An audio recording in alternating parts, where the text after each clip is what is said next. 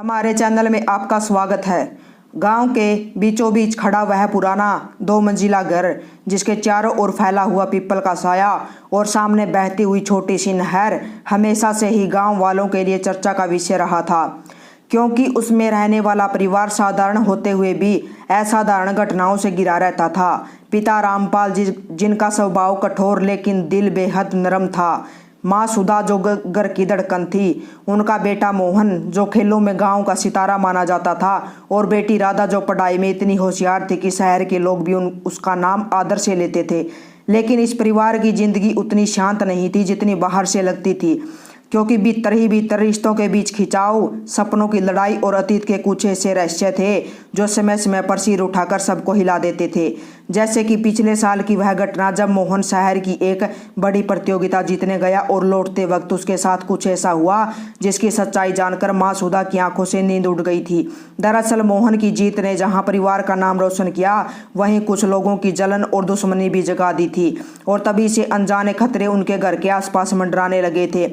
इसी बीच राधा की जिंदगी भी एक नए मोड़ पर थी, क्योंकि उसने यूनिवर्सिटी में टॉप करके स्कॉलरशिप पाई थी और शहर जाने की तैयारी कर रही थी। मगर उसे यह नहीं पता था कि शहर की चमक के पीछे कितने साए छिपे हुए हैं, और शायद यही साए आने वाले दिनों में उसके और पूरे परिवार के जीवन को हिलाकर रख देंगे।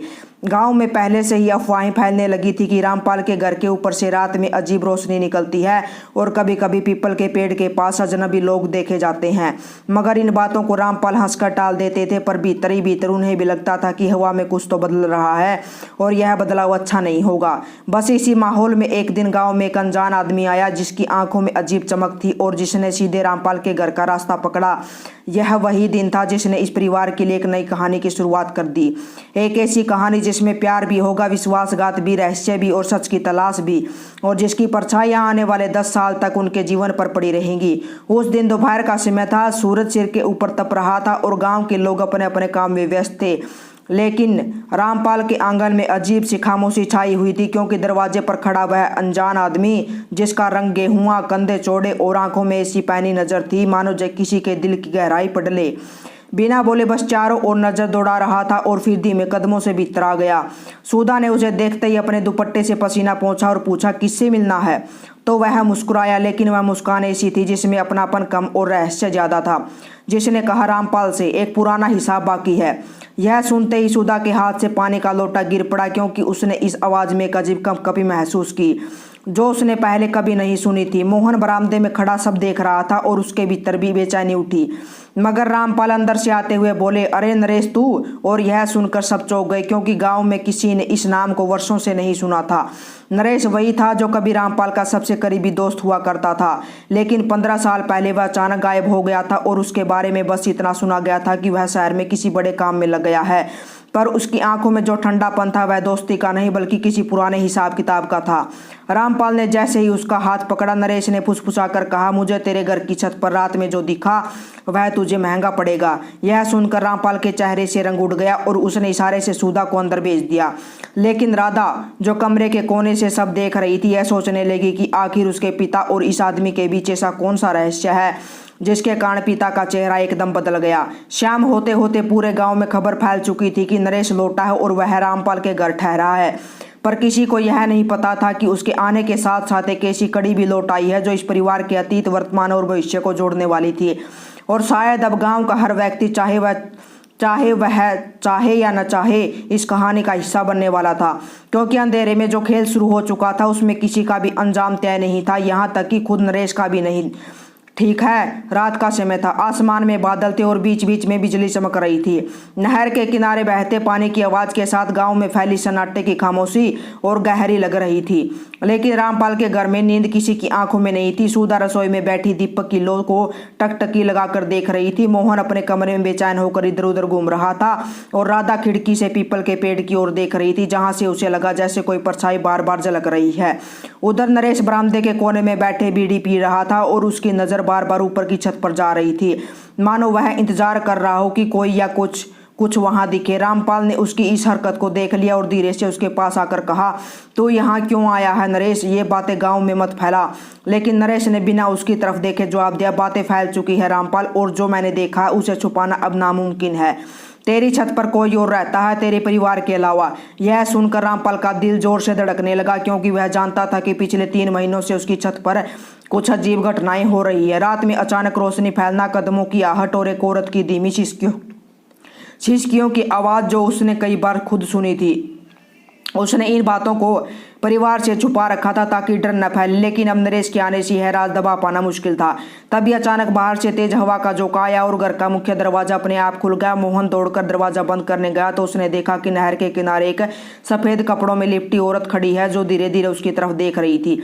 उसकी आंखें लाल थी और चेहरे पर दर्द भरी मुस्कान। मोहन डर से पीछे हट गया और चिल्लाकर सबको बुलाया, लेकिन जब सब बाहर आए तो वहां कोई नहीं था। बस हवा में गिल्ली मिट्टी की खुशबू और एक ठंडी सिहरन थी। नरेश ने यह नजारा देख रामपाल से कहा, अब भी कहेगा कि कुछ नहीं हो रहा?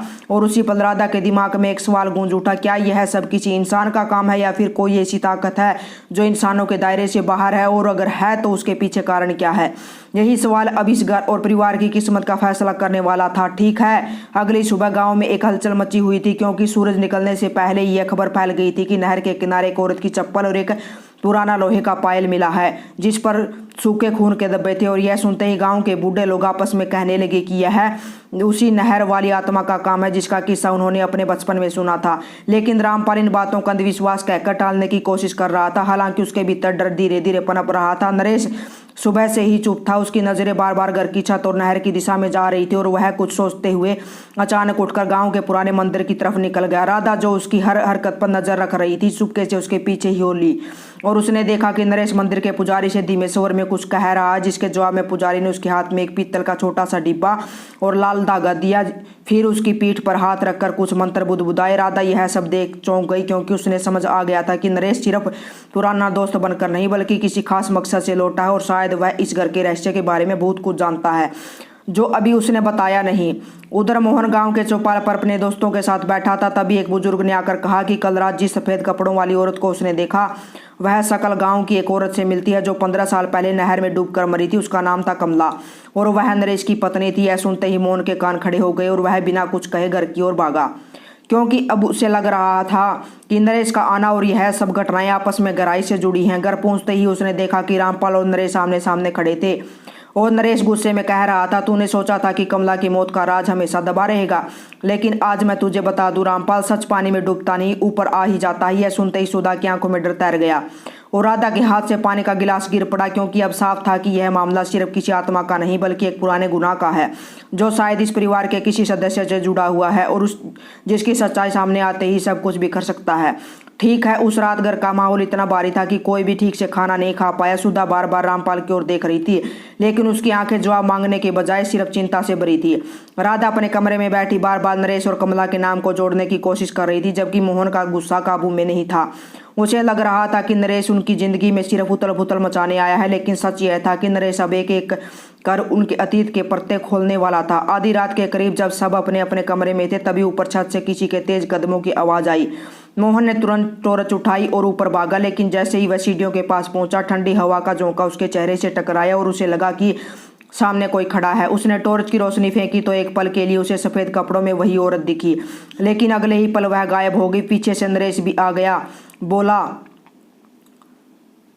बोला देखा, यही है वह जो तेरे पिता के गुनाह का सबूत है। यह सुनकर मोहन ने झुंझलाकर कहा, तुम बस कहानियां बना रहे हो। लेकिन तभी छत के कोने से एक पुराना पीतल का बक्सा गिरा, जो खुलते ही मोहन के पैरों में आकर रुका। उसके अंदर एक पुराना लाल चुनरी का टुकड़ा, आधा टूटा कंगन और एक खत था जिस पर धूल जमी थी। नरेश ने बिना समय गंवाए खत उठाया और जोर से पढ़ना शुरू किया।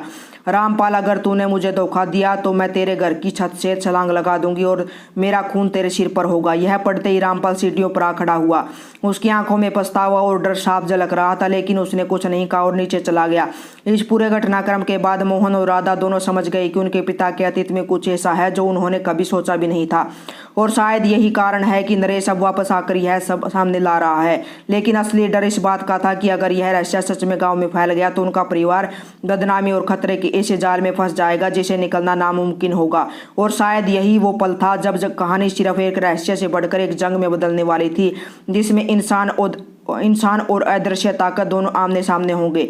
यह कहानी कैसी लगी कमेंट में जरूर लिखें। जय श्री राम, जय श्री कृष्णा। धन्यवाद दोस्तों।